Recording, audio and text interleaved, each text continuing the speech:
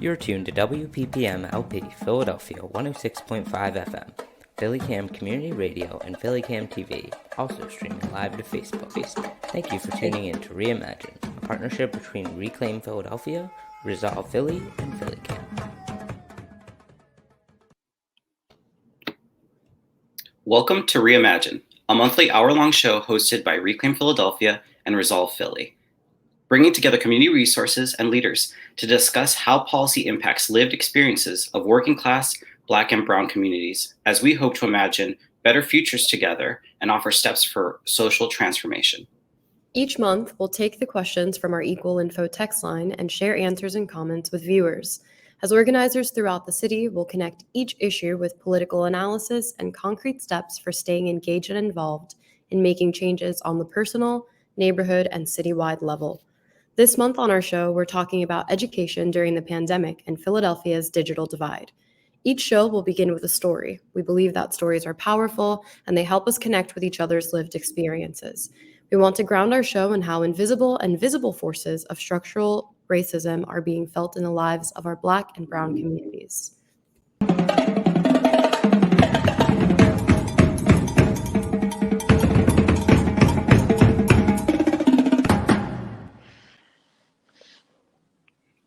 Hi, joining me today to talk about education is community member and student organizer Zion Brooks. Zion, thanks so much for joining us today. Thank you so much for having me. Yeah, so kids are going to be going back to school soon, starting August 31st. Philly school 5 days a week, with the fear of the Delta variant looming and feel returning to school. Sorry, you cut out a bit, but I'm sure the question was, how do I feel about returning to school? Yes, sorry. Okay, cool.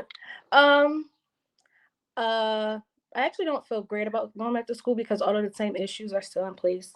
Nothing has really changed. And the little that I have heard about the plan, we're just going back into the same toxic environments as far as asbestos and policing, all these things. And there still aren't enough counselors to deal with the issues that happened during COVID, or, like different kids go through different things. They were home for all that time. A lot of people lost a lot of family members and things of that nature, and there's no one to support them. We're going right back into the same situation that we had before, on top of the fact that there's no hybrid option. Like, you're just in school off bat. There's no process of like some kids, or, you know what I mean? It's just a mess. Yeah, and you mentioned a little bit about this, but how safe did you feel in Philly schools before the pandemic hit? My school is a little different from like other public schools because they don't have as much policing, but the cameras and all the policing culture is still very much existing in that environment. But not just like all the other students at neighborhood schools, and just like even the elementary students. Like, there's no reason why we should have police and no counselors and cameras and like nasty bathrooms or inedible food and things of that nature. And they're just going to send kids right back into it. There's no real change. It's just they're going to make it start later or earlier or something like that. Yeah, and I know that you organize with Philly Student Union, and y'all have put out some demands for police-free schools last year. Do you think that the Philly Board of Education and Superintendent Dr. Haidt are listening to students when it comes to these issues? No. They bring us in meetings, we give the same spiel, and it's always like the same answers time and time again. There isn't enough money. There's nothing we can really do about it. It's above us. And then, we we're working with the Education Law Center with their lawsuit against the state for funding and its underfunding across all of Pennsylvania.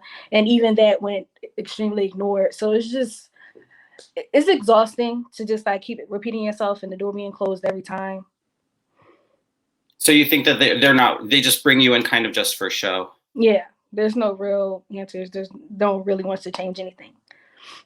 That's unfortunate. Well, I'm really glad that you're using your voice. I know last year as we all went into lockdown, Philly Student Union launched the Bullhorn News, which I know you've contributed to. What makes the Bullhorn News different from other news sources in the city? Well, the Bullhorn makes news for students by students. It's run completely by students. There's like minimal adult input at all, which sometimes can be a little tricky. But in there, we can just talk about anything that we want. Like we run all the stories by each other, and there are things that like directly affect students from the perspective of the students. And then we invite all students from across the district to allow people to share their voice, because a lot of times, just like in these meetings, we're ignored and we're talking and no one is really listening. That's great. Yeah, I was going to ask if this was like a specific school, but it's citywide. Mm-hmm. That's awesome. Yeah. And in addition to the Bullhorn News, like you've used your voice to give testimony to city and state officials. I know you've written articles. Why do you think it's important for students to use their voice in these discussions? Although a lot of times we are ignored, these things are affecting us directly. Like we feel it the most. Of course, the teachers have to be there, but this is our education, and we have to advocate for it. Even if we sometimes feel like people aren't listening, it's our job to advocate for ourselves and our sisters and our cousins and what we want to see for our future. And just like what we want our education to be like. Only we can share these experiences firsthand. And I guess like as we thank you so much for joining us. The last question I have for you is just, how did you get involved? How did you find your voice for yourself? Probably my mom. She told me a lot about it, and then I started high school, and PSU had came to my school, and I joined in 8th grade, and it just kind of built from there. So, yeah. Well, that's great. I'm glad that you found a political home where you can grow as a leader, and definitely like for young folks out there, if you're interested, follow the Bullhorn News and get involved with Philly Student Union. Again, thank you so much, Zion, for joining us today. We're going to hear now from our friends at Equally Informed Philly Next.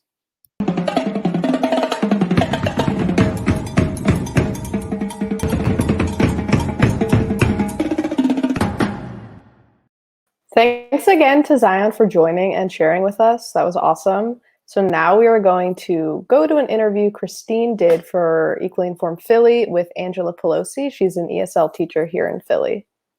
Hey, Angela. Thank you so much for joining us today. Hi. So we talked a little bit about your school having around 200 ESL students and having surveyed them about internet access. Can you tell us a little bit about what that experience was like? So when March 2020 came around and they shut down schools for the first 2 weeks, in the beginning it was like, okay, 2 weeks.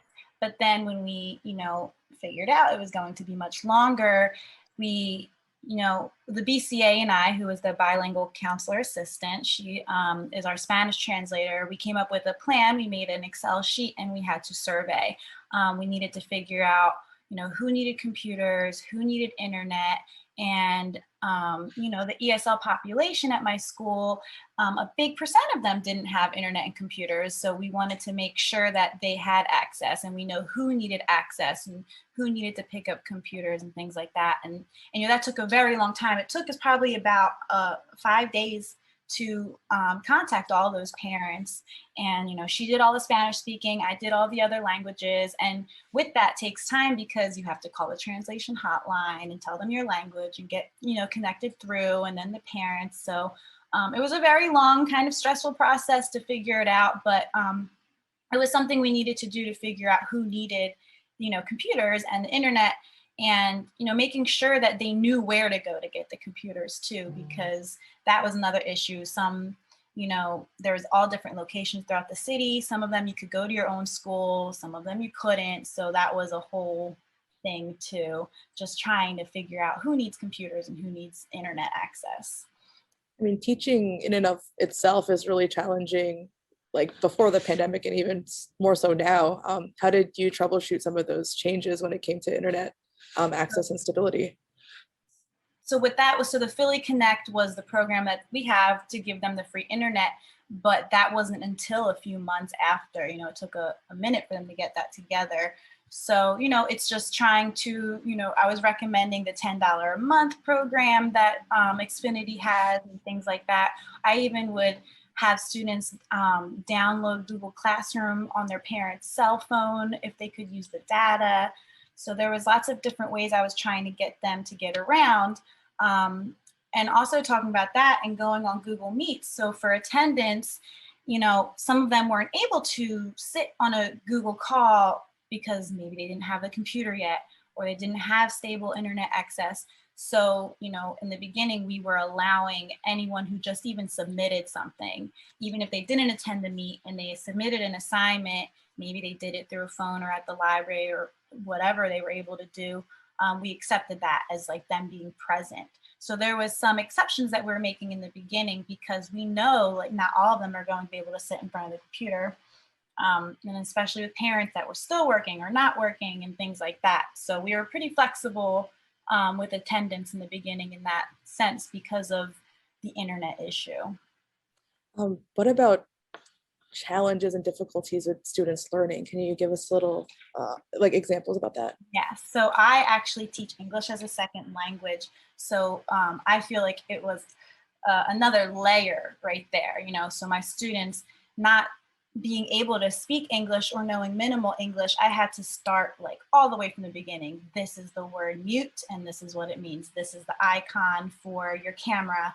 This is how you split screens. So another task I had to do was, try to find videos online that show how to split screens, trying to find things in Spanish to explain how to submit an assignment. So the district did start making stepper sheets.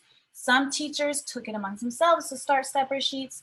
I wrote some in English and would send them to our Spanish translator and have her make stepper sheets for me.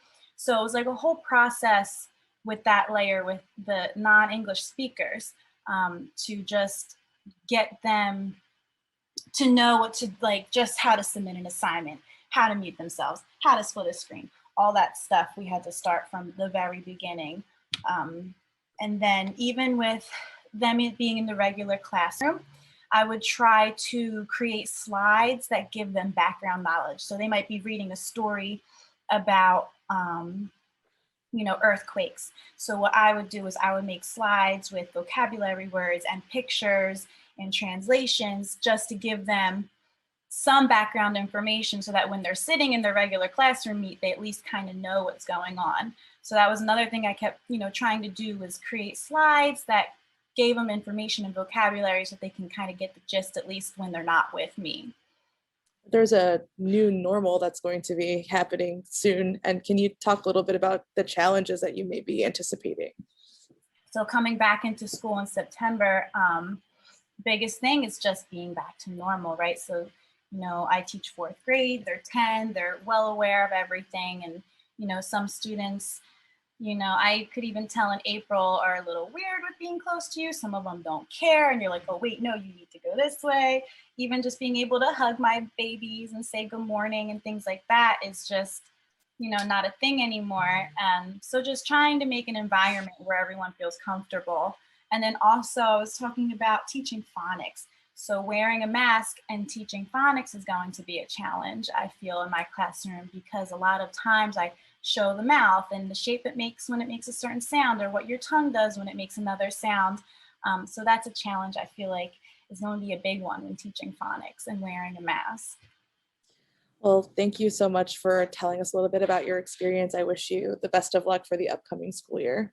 Thank you so much. Yeah, let's just hope we can get back to some normalcy. I am excited to see the kids, and yeah, hopefully 2021 school year is a good one. Hopefully. Thank you.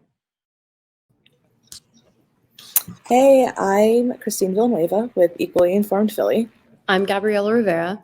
And I'm Lily Medosch. That was a great interview, Kristine. Angela sharing about her experiences teaching ESL during the pandemic really highlights just how challenging this whole last year was, but it's even more challenging for students whose primary language isn't English. Thanks, Lily. If you're tuning in for the first time to ReImagine, Equally Informed Philly is an initiative working to bring important and trustworthy news and information to Philadelphians, especially those impacted by the digital divide. We run the Equal Info Line, a free helpline providing local news updates and resources straight to your phone. We'll help answer your questions about how to live and thrive in Philadelphia. Our text line is available in English and Spanish. You can text Equal Info to 73224 to sign up today. You can also follow us on Twitter, Facebook, Instagram at Equal Info 215. For this week's episode of ReImagine, we're talking about education in Philly, what the past year has looked like for students, and what's to come for the 2021 to 2022 school year. The pandemic brought a lot of changes to the daily routine of students, school staff, and parents. As we heard from Angela during her interview, teachers had to act as liaisons and information sources to get students set up with computers and internet access. Families really had to adjust to having kids learning remotely in the home. Some households having multiple kids learning online all at the same time. I know growing up in my household with 3 other siblings, I know that would have been really, really hard. We wanted to know from our Equal Info Line subscribers what their experience was like. So we asked them, if you have a student in your household, what was the challenges with digital learning this past year? One texter in North Philly said, "My daughter experienced first grade as a Philly public school student mostly through Zoom. My biggest fear is that we will not go back to 100% in-person instruction next year. Younger students need the classroom environment. There's nothing I can do at home with pods or any amount of resources that can replace a classroom. It's the one major consideration I have when I think about moving away from the city.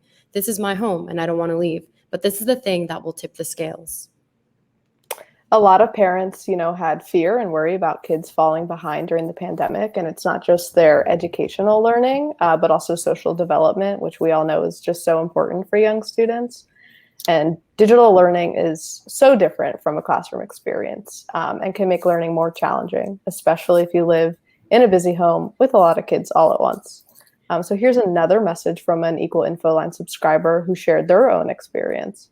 They said, "I had to drop out of grad school myself because I cannot learn online. They should never have changed anything with that. Complete nonsense." Gabs, I know you had an interesting time with grad school this past year. What was your experience like? Well, someone who studied mostly online because I was juggling full-time work and a full course load, I was used to the virtual classrooms, but I will say that the amount of work seemed to have doubled or tripled since the teachers had to stick to their curriculum while also looking to maintain the quality of education that you would get in a non-virtual setting. Like, for example, I was studying to be a teacher, so student teaching was basically the last step before getting my master's. And of course, student teaching was out of the question in, the midst of the pandemic. So the activities that they would have to ask us to complete in order to make up for this, lack of being able to go into the classroom and experience everything like in person was just a ridiculous amount of work. Like everything was just like tripled and you still weren't getting the same benefits you would get within the classroom. So we're going to swing back to our text line messages. Here is one from a texter from South Philly. They said that Philly Parks and Rec Access Centers were awesome. That is so true. The access centers were essential last year to keeping kids learning when they couldn't learn at home, either because of lack of internet access or lack of supervision if parents were working during the school day. These access centers provided a safe space for students to both participate in digital learning, but they also provided meals and activities. And there's been evidence that digital divide exists in Philly, and it was only exacerbated by the pandemic. According to a Philadelphia Citizen article published last month, in Philadelphia, 99% of our households have broadband on their doorsteps.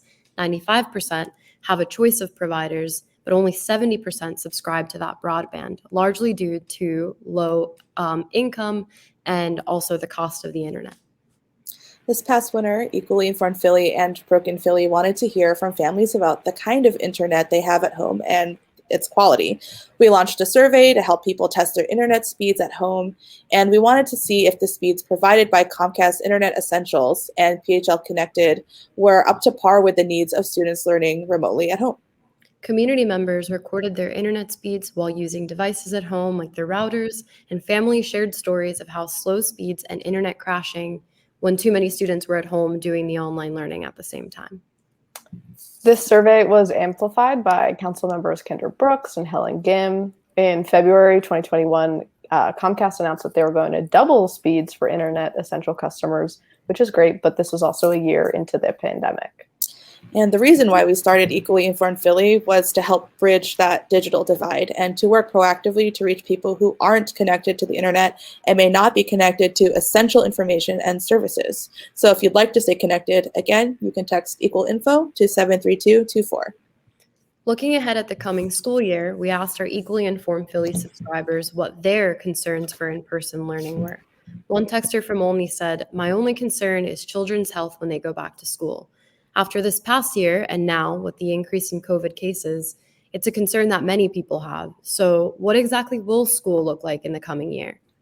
So students are heading back to school on August 31st. There will be no more hybrid learning this school year, so students are returning to the building 5 days a week in person. Mask wearing will be required of students, faculty, and staff, regardless of vaccination status. Schools are taking on safety cleaning measures like air purifiers in every classroom and on-site COVID testing for anyone experiencing symptoms. Staff and faculty will be tested every week. And while most students are returning to the building, there is still a virtual option. Students who want to opt into full-time virtual learning this coming school year must leave their current schools and enroll in the Philadelphia Virtual Academy, also known as PVA. So PVA has existed for a little bit, typically starts with 6th grade, but this year they're expanding eligibility down to kindergarteners for this coming school year. This learning style is asynchronous, so that means enrolled students are learning independently on their own schedule. So this really might not be for everyone. But if you are interested, the 2-week enrollment period for the virtual option began this past Monday, August 2nd.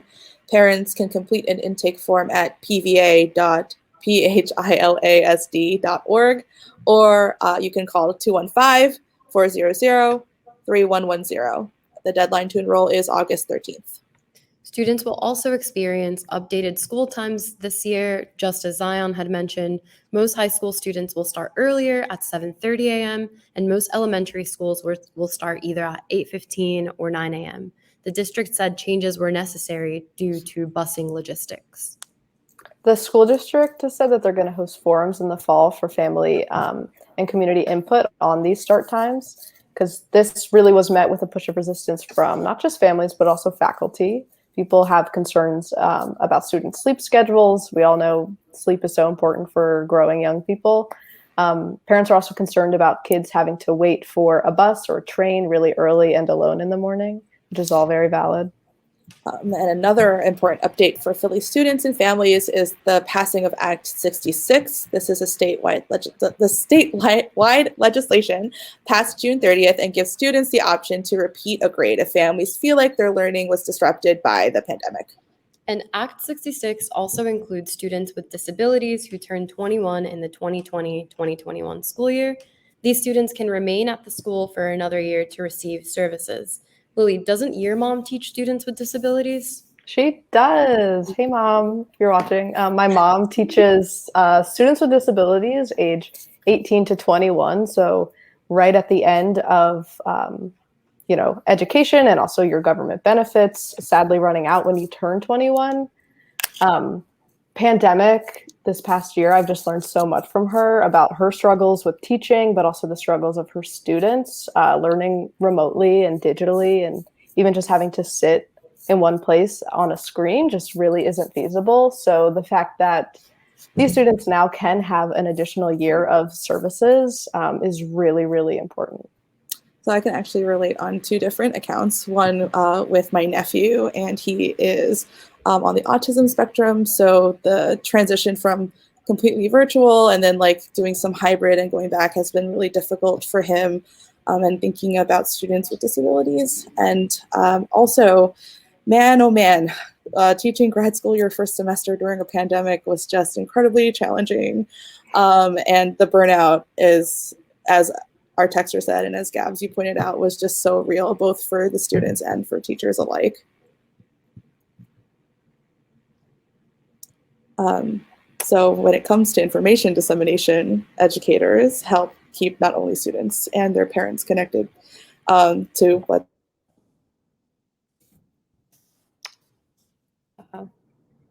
kicking it back to Sergio at Reclaim, I believe.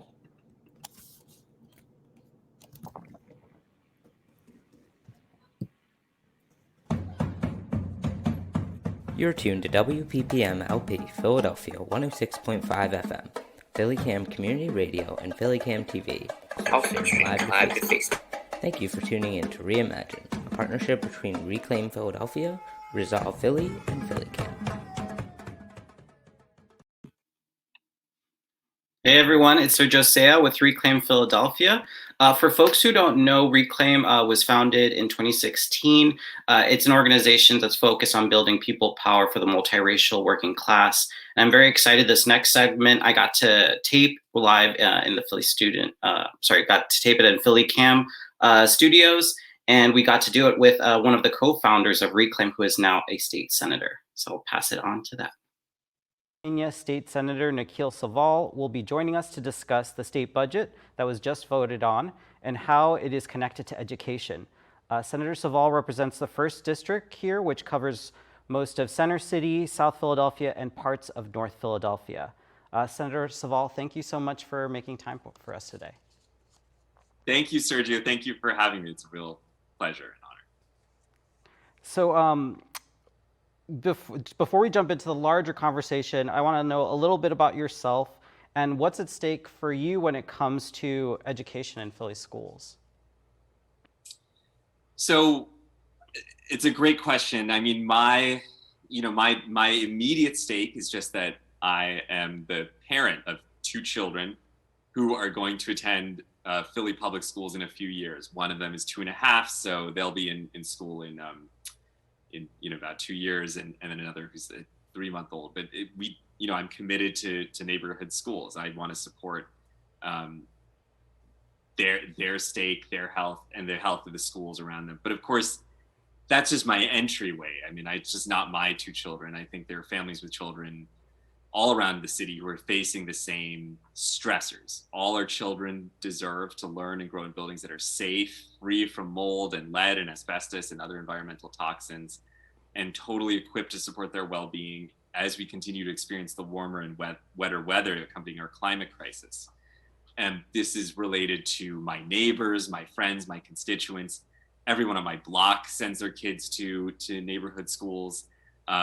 Many of my friends and closest, friends are teachers, school counselors, school nurses, paraprofessionals, they're cafeteria workers. I mean, so this is, it's just close to me. The schools are just anchors for everything that we do. And, the other thing that I'll just say is, the inequality even within my district among schools is really palpable. My district has the 1st Senate District has some of the most well-resourced schools that have a lot of, fairly well-off friends of groups. And it also has some of the least resourced. It has schools that have closed, over the last 2 years because of unremediated lead and exposed asbestos, and schools that have the resources to kind of move quickly to change that situation. And so that inequality is also deeply palpable. It changes it changes patterns of real estate. It affects gentrification. It affects where and how people are able to live, including myself and people close to me. So that's everything. I feel like schools are truly connected to everything, and that's where I come at it. Yeah, I mean, I could tell you that I felt the inequality. I went to high school in Montgomery County, Maryland, and it's one of the richest counties. But I went to a Black and brown majority public high school, and I was my school had vastly different resources and facilities compared to the other schools in the wider, more wealthier areas. So thanks for pointing that out. So you beat out the incumbent in last year's Democratic primary, and you were running on a platform that included a Green New Deal for Philly schools. So, and you mentioned this a little bit, but how do you see education connected to environmental issues? I just think of them as inextricable. Once you start to take that framework, you take the framework of environmental justice to education, it ultimately is sort of difficult to extricate education and learning from physical and mental well-being and the infrastructure that supports that. So, for instance, even though we talk about unsafe lead levels, that's just a phrase that people tend to use, there isn't really an accepted safe level of lead that our kids should be exposed to. So that, I mean, it's just a way that that's an environmental crisis. We talk a lot about the toxicity crisis in our schools. I mean, we obviously we could talk about it much more than we do, but this toxicity crisis is part of a larger environmental and climate crisis. So in the past, because of, even pre-COVID, because of inadequate HVAC systems, schools closed during summer days because those days were deemed so hot that students couldn't safely be in the buildings for learning. Looking forward, Pennsylvania is expected to be on average about 6 degrees warmer by 2050. And so with this average, we'll see, that's just the average. We'll see more extreme high temperatures, less predictable lows, and more extreme weather as a result. So in the Green New Deal schools for legislation that is out federally and the kind of work that we did in advance of that federal legislation, there's talk about schools about being what they call hubs of resiliency. And that's actually already the case in Philadelphia. Over the course of the pandemic, even when schools were closed for classes, cafeteria employees, student climate staff, and early childhood food service workers were in the buildings every day, ensuring that families who relied on the supplemental meals for their children at schools could still have enough to eat and wouldn't have to go hungry.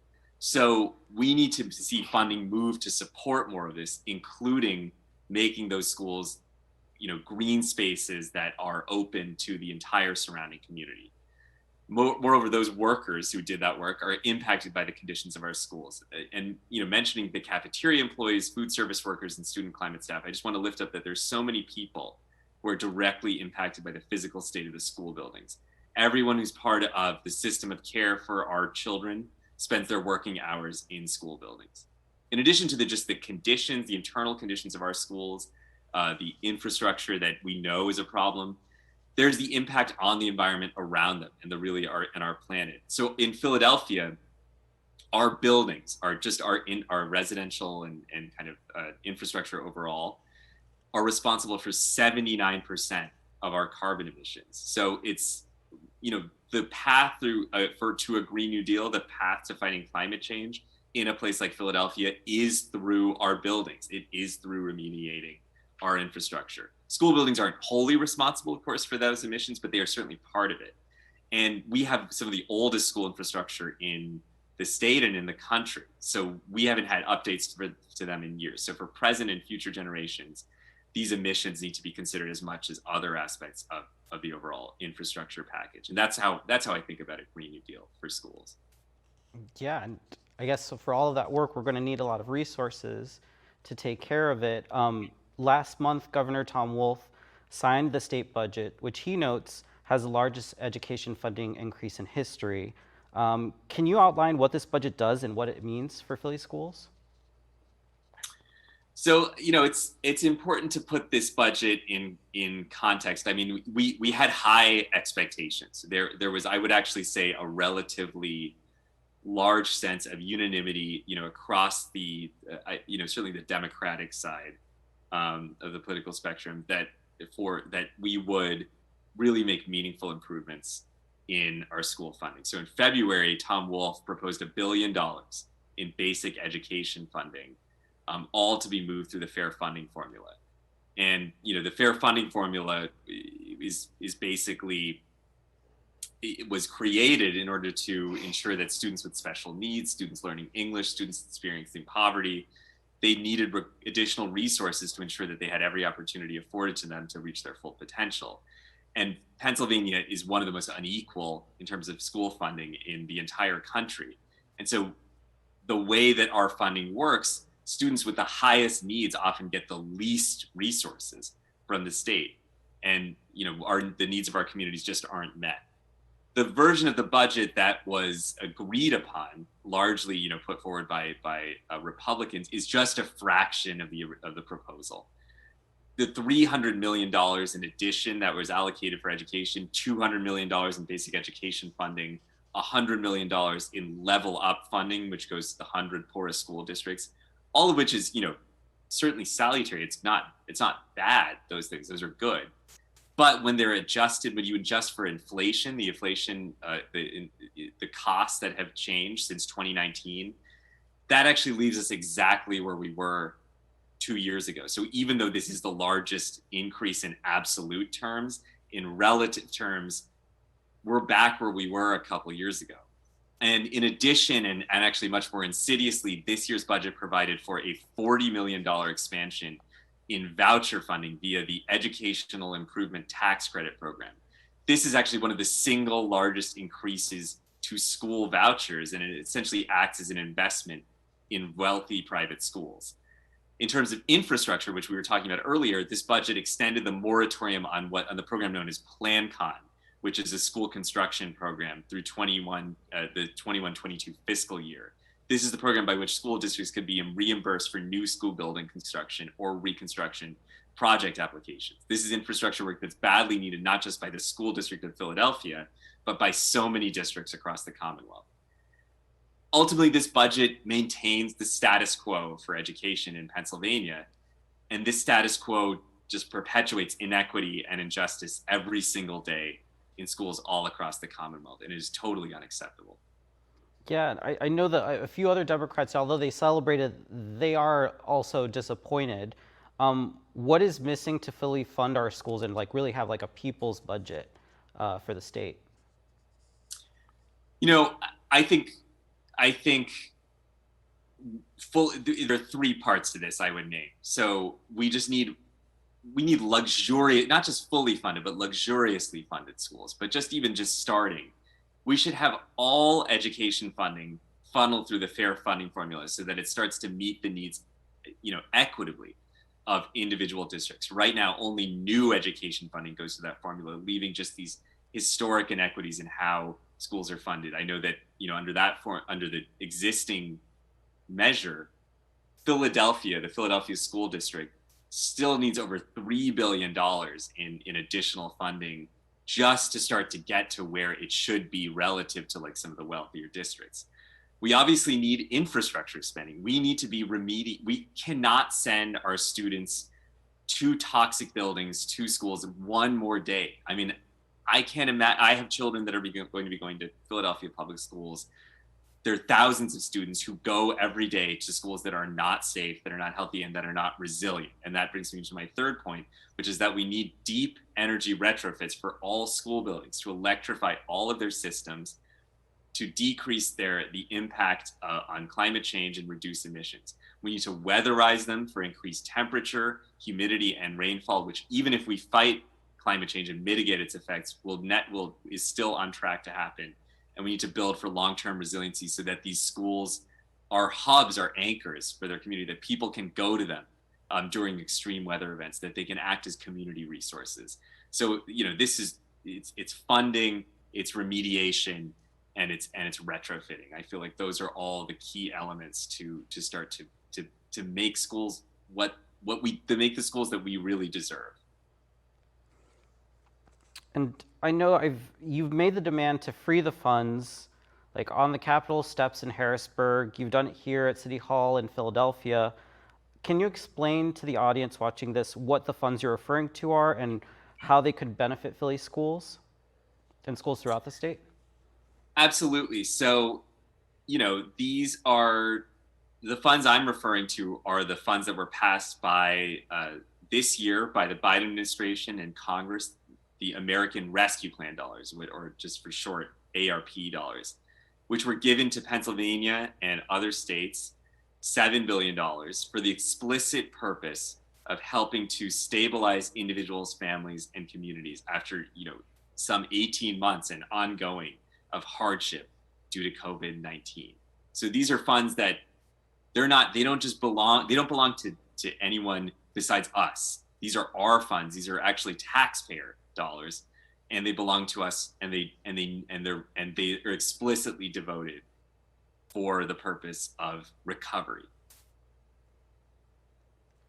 And I know that the Republicans have been saying we don't have enough, or they're putting this off. Why do you think are they saying they're withholding these funds?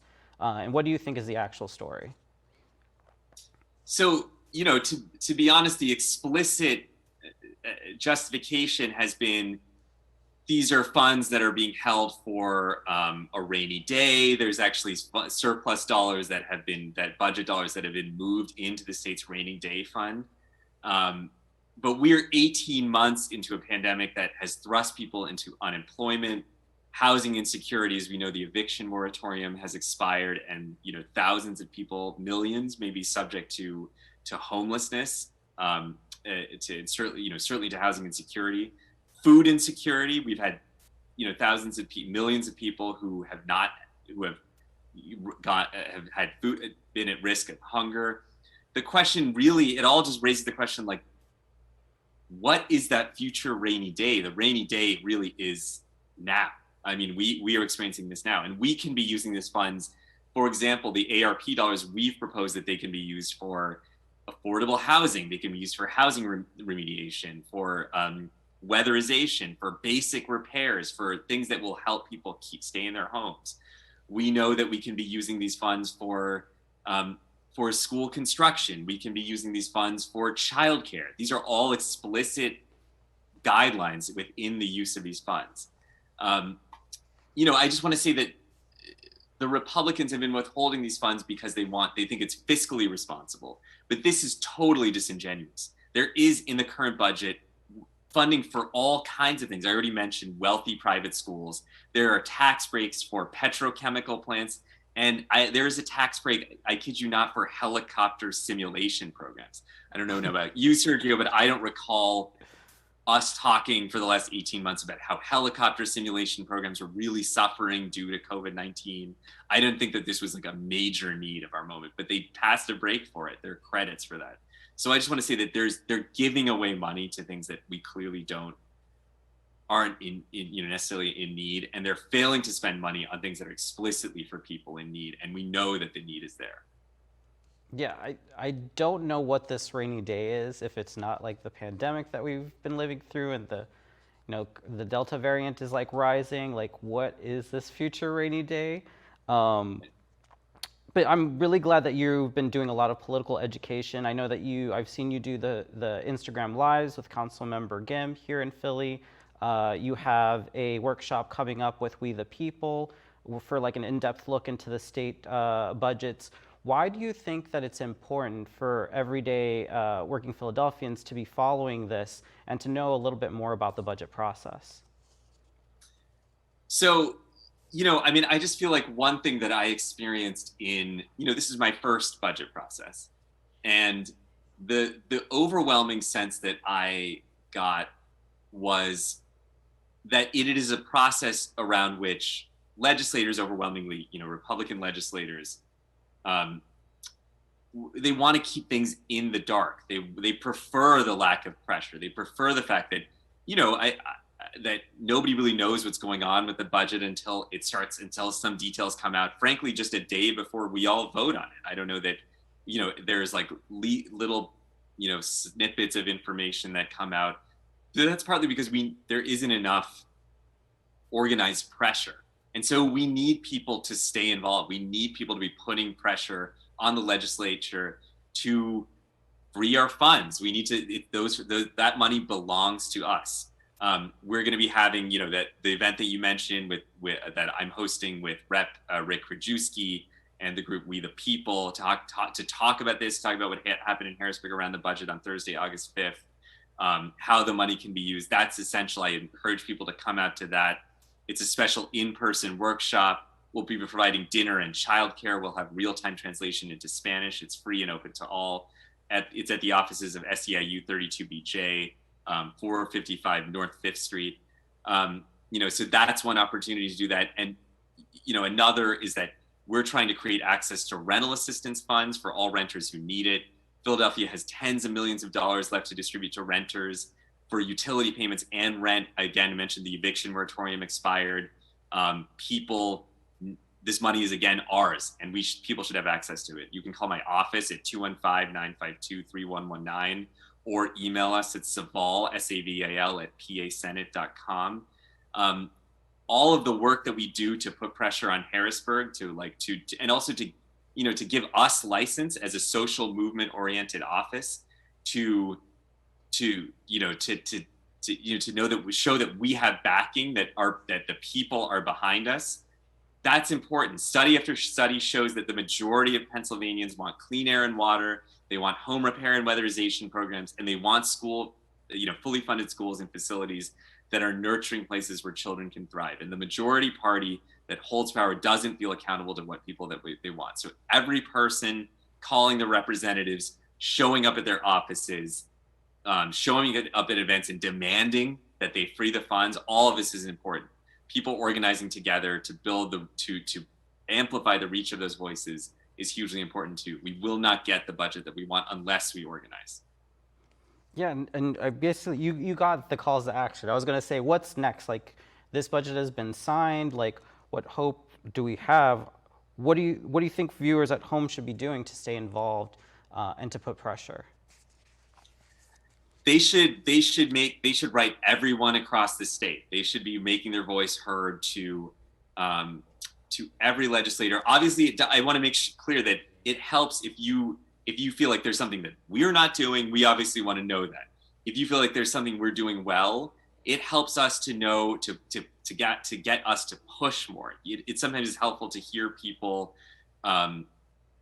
see that people are behind you, right? And to feel that there's a movement behind you, because that's the only way that things get done. So if we can ensure that people are reaching out to their elected officials, to elected officials, frankly, across the state. I know that it may seem like you should be just focused on your district and who you represent, but everyone legislates for all of Pennsylvania. Everything that you do affects people across the state. So if you feel like the majority leader of the Republican Party or the president pro tempore is not representing you, that matters. You may not be their constituent now, but maybe you move into their district in the future. Maybe your child goes to school at a PASHE system school across the state, or to Penn State, or to the University of Pittsburgh. I mean, there's just ways that we're all bound up in our state's fate together. So all of this matters, and we need to start. And I think, frankly, we're thinking through this together. Can we, at the budget event that we're going to host with Rep. Kajewski, we're going to try to think through organizing strategies that we can use to pressure our elected officials to spend the money that deservedly is ours, and so that next year we really have at least the beginnings or true movement towards the people's budget that we know a majority of people want.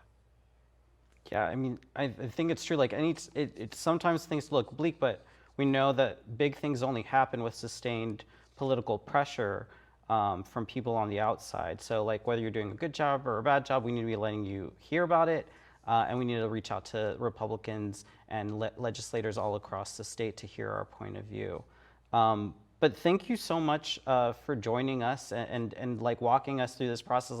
I know for me, budget conversations can seem a little wonky, so it's really helpful to have somebody going through this with us.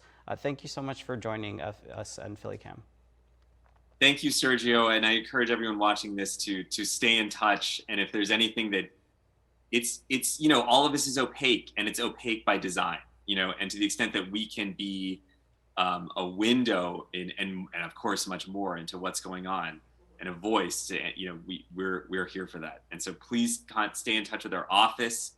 Again, you can reach out to us at 215-952-3119 and by email at saval@pasenate.com. Okay. Well, thank you so much. I hope you enjoy the rest of your day. All right. Thank you. You too, Sergio.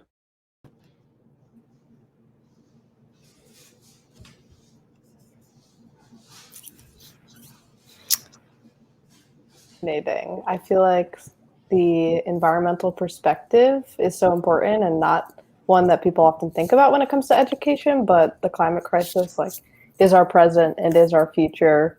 So we need to do some planning. I really enjoyed that. Yeah, I mean, Nikil is a writer, and you saw the books behind him, so you can count on him to bring the big words, and also bring some like things that I didn't know about, like the helicopter simulations. Like, who knew that that is what the state thinks that we need to be investing in, or that we even invested in general? Like, I did not know about that. Yeah, I didn't know that either. But I must say, the first thing I noticed was the books behind him. I was like, oh, he's about to say some really big brain stuff. So what strikes y'all the most about like what we've heard about? Like, I know that when I was going to school, like I didn't have to deal with like half the digital learning that happens now. So it just like seems like there are way more problems that folks had to deal with. What are you coming away with? There's actually something that we didn't get a chance to really touch on for our segment, but something that I think was brought up multiple times is just this intergenerational kind of like problem with tech, and you need to have like some sort of tech literacy in order to actually participate in like learning and doing stuff for class. So like one example would be like my nephew, I think, and my parents are retired. And so they were the only ones who were like free and available. My brother works in a hospital. My sister-in-law is a pharmacist. And so they were just like out in the world. And my great-grandparents, my parents, their grandparents, actually had to be the ones to step in and figure out like what Google Classroom was and like how does that work and like how do you troubleshoot certain things. And it's incredibly difficult for like my parents who are not the most tech literate and really don't have an appetite for learning, because it's like, why do you need to? And they eventually had to bring someone in who was a cousin of ours who was a college student, and she would just like come in and block off chunks of time to be able to help them. And I think that we're really fortunate in that regard. But when it comes to other households that may not have like a lot of familial networks, it's really difficult in order to do that. And so we're just seeing even more of these problems, right? Like tech literacy, digital divide, all of those things are kind of connected together. What do you guys think, really, Gabs? I mean, I think that is what brings us back to our work at Equally Informed Philly. This past year, I've really learned a lot about the digital divide in Philadelphia. And so I'm, glad that the service we provide is connecting people through a phone, and not just a smartphone, but, an SMS phone. So if you want to subscribe, text Equal Info to 73224, because staying connected is so important. And I'm just thinking ahead to kids going back at a time where COVID cases are rising. If we do unfortunately have to pivot again in the fall if cases continue to rise. I'm just anxious thinking about what that's going to look like all over again. So fingers crossed. And we also have shared some community resources that teach digital literacy. So if anybody who is listening is interested in signing up for any of those classes, Lily and I would be happy to get that information over to you. What about y'all? How has the digital divide impacted organizing and talking about these really important issues? Like it's hard to do that in person, but then you now have like this gap that's even wider. I know for me, like the thing that has been hardest is like that like human vulnerable connection that you have in person, like reading body language. A lot of the organizing that I do is having like one-on-one conversations where you get to like ask deep personal things to like figure out like what is the self-interest that we have to building power in the city. So it's a lot harder to do that over the computer. And then even when folks don't have computer, because that's like another problem. Not only if you have internet, do you have like the devices. Like I know there were like kids sitting in parking lots during the pandemic just to get the Wi-Fi so that they could go to school. So like when you're on the phone, it's even harder, like to like when you can't even see that face. So that's like something that has really made it hard. And it's also like, it's so much. Like folks talked about how much work you had to do in school now it doubled. I feel like the same thing went for work. Like your work like doubled and you're in all these meetings, like usually you have to plan around, but now like you're like, I can do them all. And so like the other thing is the Zoom fatigue. like extreme fatigue for a lot of people, like at the end of the day, where they're just like, I'm tired of screens. And you like show up to a meeting or something and everybody is off. And you just feel like you're talking to yourself. So yeah, it's really been hard for me. I don't know how it's been impacting y'all. Yeah. I can definitely share that feeling with you. The Zoom fatigue feeling is 100% mutual, especially when I was juggling school and work. I'm even seeing it to some degree with our cohort of what we call Info Hub captains, which are essentially just like folks who are leading the storytelling for our community-based newsletter. So they're the ones who are really like leading what would be, for lack of a better word, like a news cycle, even though it's not really a cycle in the way that we think of it. But yeah, I mean, like these are folks, a lot of the time, people who are like super involved in their communities will also be involved in like even more and more things. And I do feel like in like the launching of this program, them just showing up, one was just like super I appreciate that so much, but I could also like sense that even though there are a lot of things that people are like super passionate about and things that they want to discuss or write about or contribute to the newsletter, there was a lot of fatigue and you know, having moved here during the pandemic, which was really not that fun for me. I really do like crave that I guess like in-person kind of engagement, and I really want to get to know people on a personal level as well. And it's like hard to make that connection with our Info Hub captains right now, just doing things virtually. And I will shamelessly plug our newsletter, which will be out very, very soon. So be on the lookout for that as well.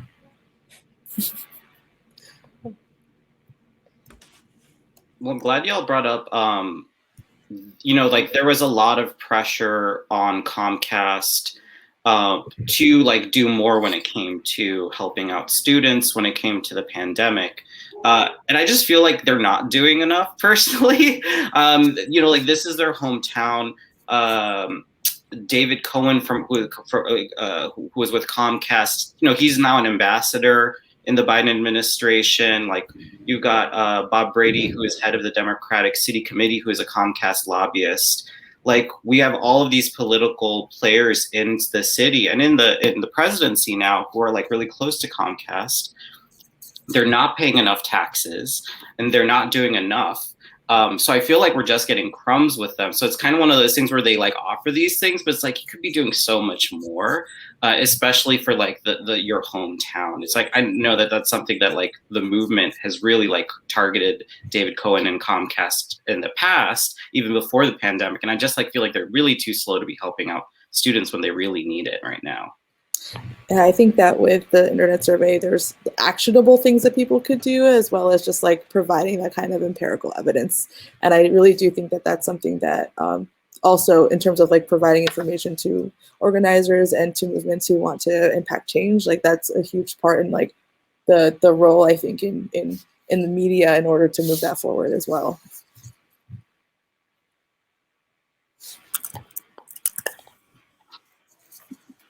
But yeah, thanks so much for joining us. We are super happy to be here. Thank you so much. Good to see y'all. Good to see y'all too.